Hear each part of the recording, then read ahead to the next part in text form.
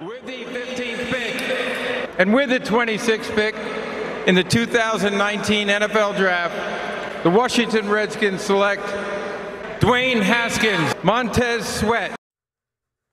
Welcome all my fellow Redskin brethren and sistren.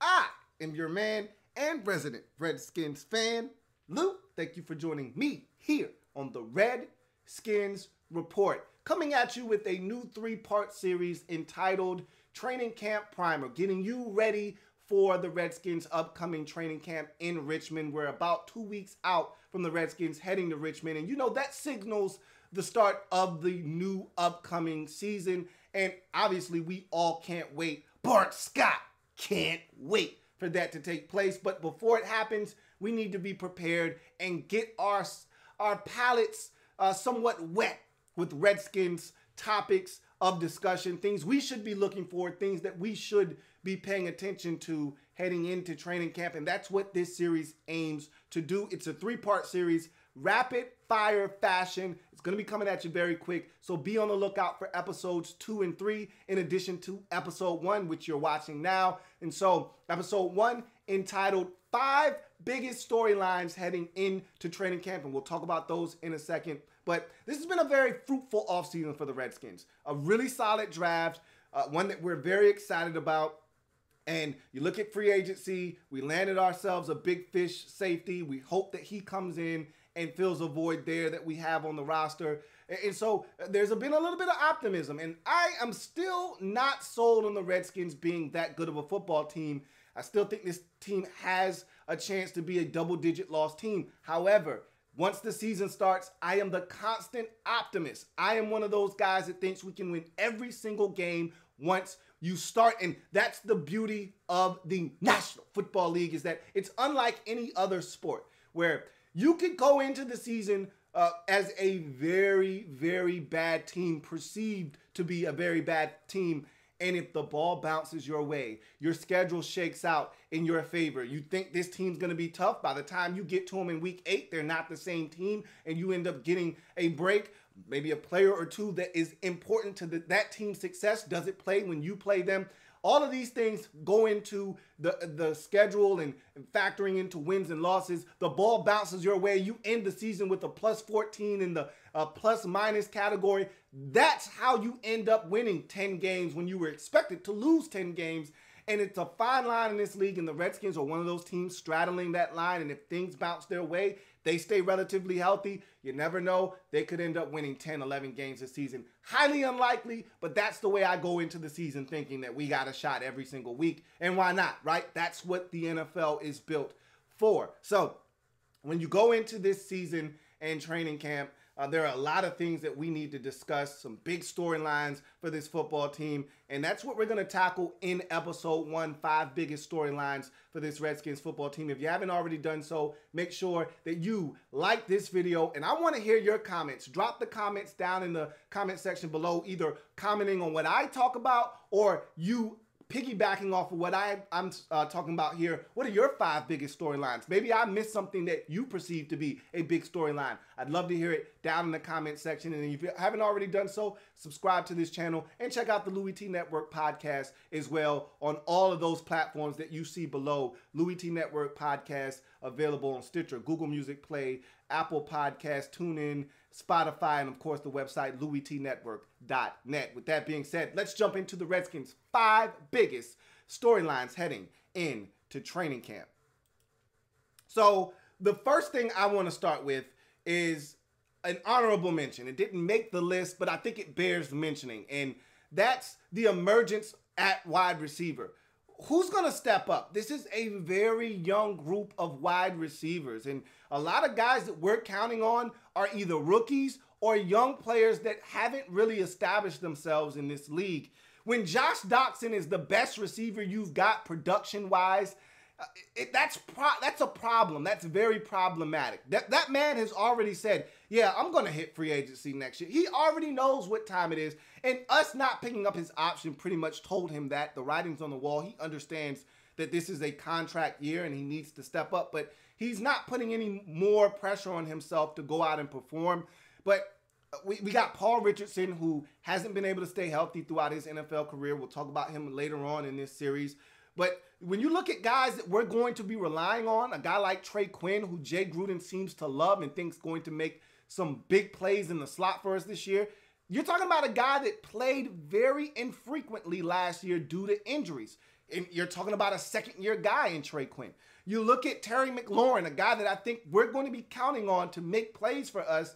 He's a rookie. Same can be said for a guy that I'm very high on in Kelvin Harmon out of NC State, who is a late-round draft pick. He's a rookie.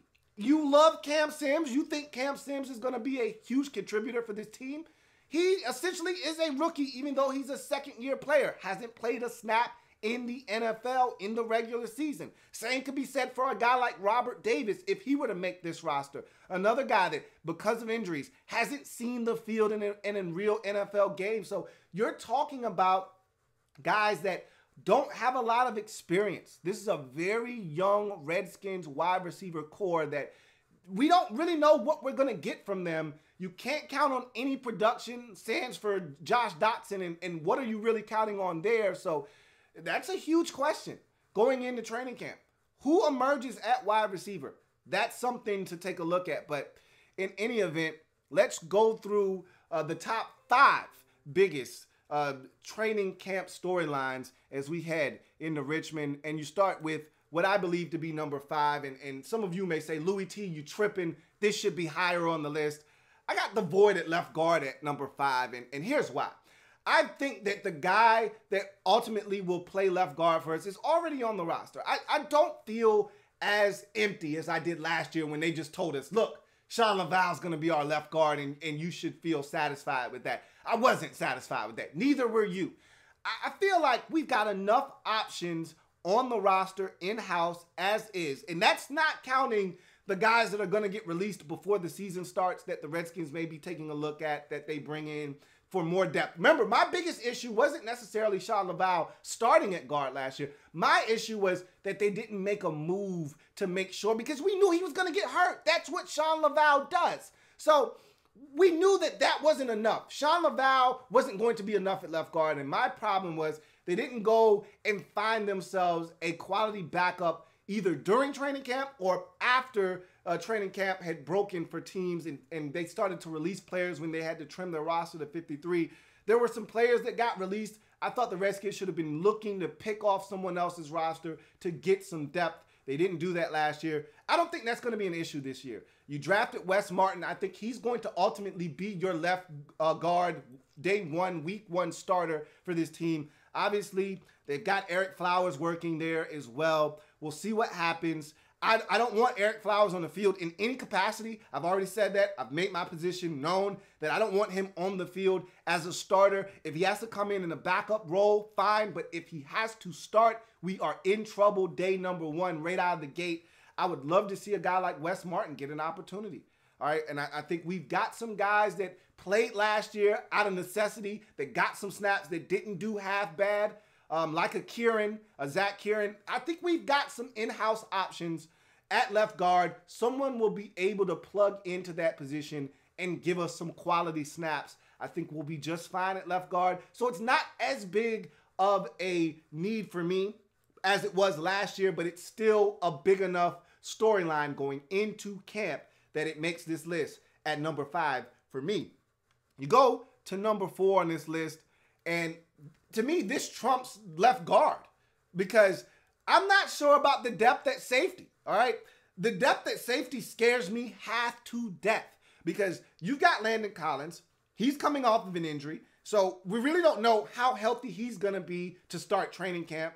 He's coming off of shoulder surgery, so you're going to have to take it slow with him, make sure that he's right, because if he is not right, we've really got some issues at safety. But for the most part, he's been a guy that's played throughout his career, so I'm not too worried about him. After Landon Collins is where you start to have question marks with this safety position, and there's a guy that's going to be in the supplemental draft coming up out of Washington State that the Redskins are one of several teams that will be very interested in. Remember, the Redskins spent a supplemental draft pick last year on a guy that didn't play a ton last year, but we're looking forward to seeing in Double-A. So the Redskins have shown the proclivity to spend picks in the supplemental draft, and we'll see if they decide to do that on a guy like Jalen Thompson, who's coming out of Washington State. The Redskins could definitely use some help at safety, I believe. I'm not comfortable with what we have right now. Although, I will say this. I watched a lot of JoJo McIntosh during the draft process, watching other players. He's a really solid football player. I would not be shocked if he made this team. It would make me feel a lot more comfortable about the depth at safety if you were to tell me that we were keeping 5 safeties instead of just 4 like we generally do. We'll see what happens, but that means you would have to cut another position down to add another defensive back. I don't know if the Redskins are comfortable doing that right now, especially looking at corner where we're very deep. They may have to keep 6 corners just to be able to satisfy the amount of guys that they have and not wanting to cut someone loose, fearing that they would lose them on the market. So it'll be interesting to see what happens. But after Landon Collins, you're hoping that a guy like Monte Nicholson steps up to the plate. We'll talk about him later on in the series as well. But if Monte goes back to his rookie season form, we've got something. But again, injuries have been his bugaboo throughout his career. And if he goes down, then what are we talking about here? Are you really, really satisfied? Are you really, really comfortable with putting in a guy like Troy Apke? Are you really salivating for DeShazer Everett to get in there and give us snaps at safety? The Redskins have already pretty much told you throughout his career that DeShazer Everett is nothing more than a backup safety at best.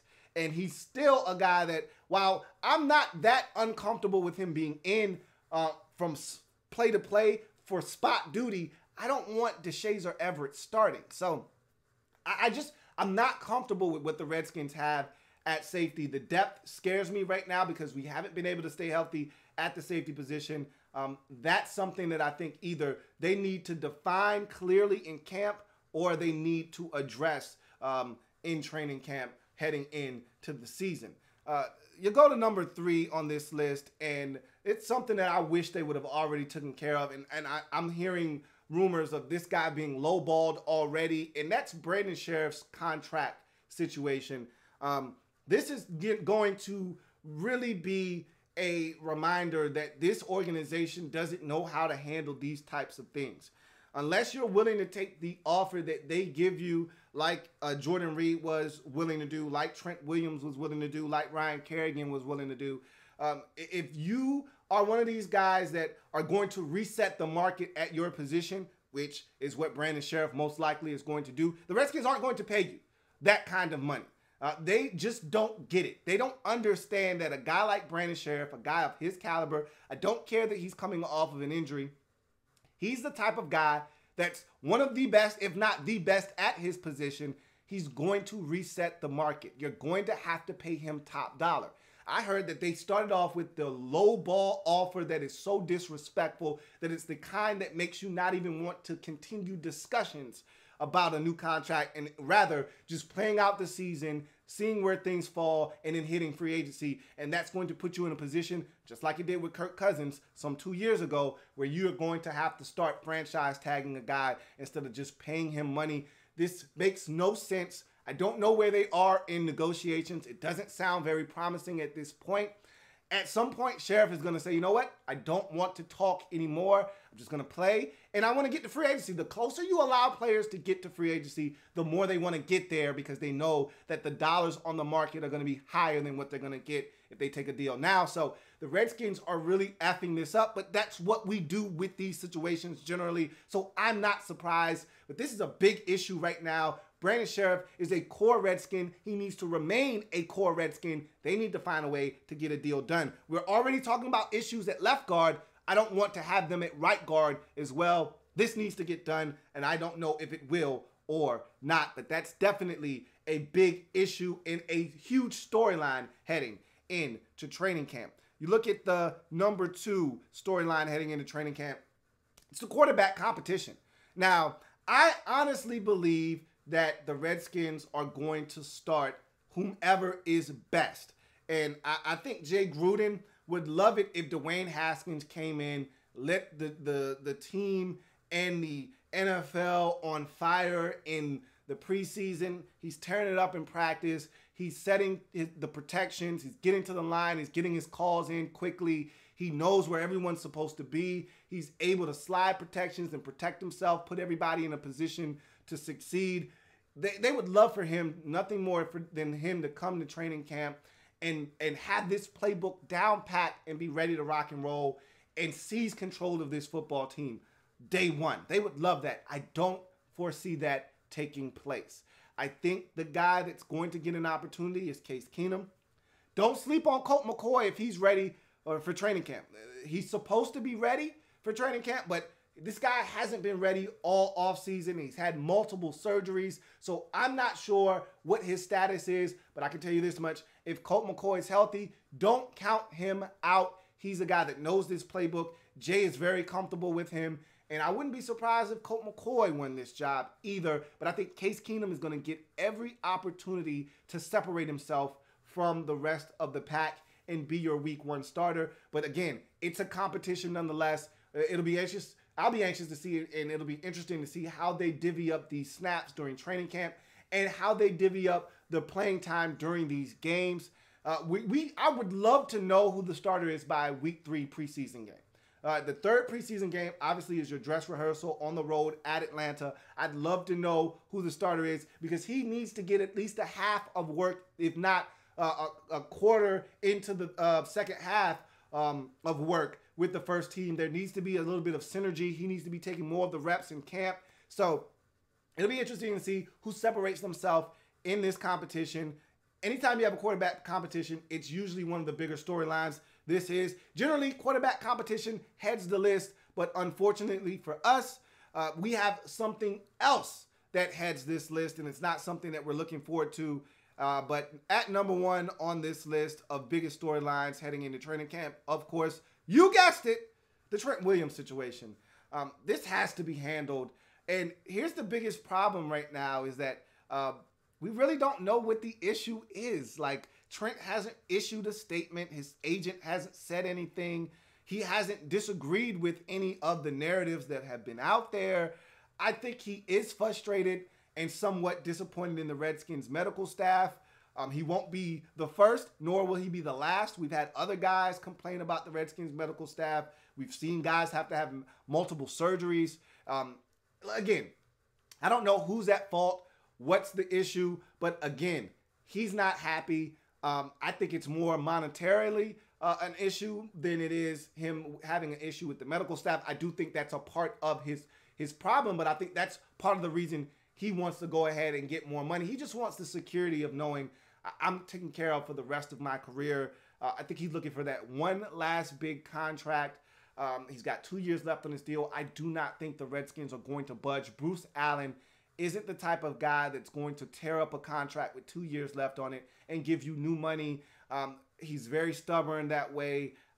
And honestly, I don't necessarily blame him in this particular instance, but they got to do something, whether that's give Trent some more upfront money to make him more agreeable with his terms of his contract, similar to what the Falcons did last year with Julio Jones. They got to do something to make this situation right, though, and maybe trading him is what they have to do. We don't have an option at left tackle. I'm not one of these people that scream, trade Trent, get something for him, because we don't have and I just talked about number 2 being a quarterback competition. You know how much harder that competition and that player's job becomes if Trent Williams isn't on this roster? And don't talk to me about him missing games. He plays through injury every single year, you know, and whether he plays 12 games, 14 or 16 games, it doesn't matter. He's still an elite left tackle that needs to be on the field for this team to have any amount of success. And so this is a cloud, a dark one, hovering over this team right now. And honestly, we don't know what's going to transpire going into training camp. We don't know if he's going to show up. We don't know if he's going to sit out. We don't know if he's going to show up disgruntled. We don't know if he's going to sit out and say, I want to be traded. I'm not coming. We don't know anything at this point because nothing has been said. Usually no news is good news, but in this particular situation, we have no idea what we're walking into with Trent Williams. And so all we can do is cross our fingers and hope that this guy shows up wanting a new deal, but is willing to play out his contract in the meantime. And so I'm hoping that this ends well for the Redskins, but at this point, we can't be assured of that. And so this is something that is definitely, to me, the biggest storyline heading into training camp, because we don't have any definitive answer to Trent Williams' situation. We don't know if he's that unhappy that he never wants to play another snap, as was reported by Jason La Canfora, or if he's just looking for a new deal, which was reported by Ian Rappaport. We don't know what the severity of the situation was. We know he's not happy. We heard Morgan Moses speak on it, and Morgan Moses is one of his closest friends on the team. And Morgan said, yeah, he's not happy with the medical staff, and somebody does need to step up and come to the forefront and speak on the behalf of players with these medical staffs misdiagnosing and doing these things. And so we do know there's a little bit of frustration there, but to what extent, we don't know that. And so we'll see how that situation unfolds. But that, to me, is the biggest storyline heading into the Redskins 2019 training camp. What are your thoughts as we move in to the Redskins training camp? What do you foresee as the Redskins' biggest storylines heading into camp? Those are what I deem to be the biggest storylines.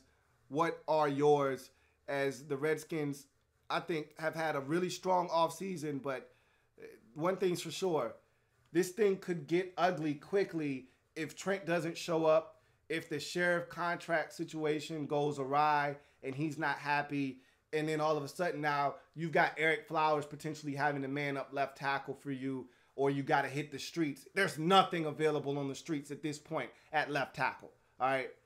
There's absolutely nothing available. And so what would be worse than having Dwayne Haskins under center with Eric Flowers at left tackle? Could you imagine, having to go out on the streets and go get a replacement at tackle, a Jeremy Parnell or someone like that who's on the streets for a reason right now to man up the left tackle position?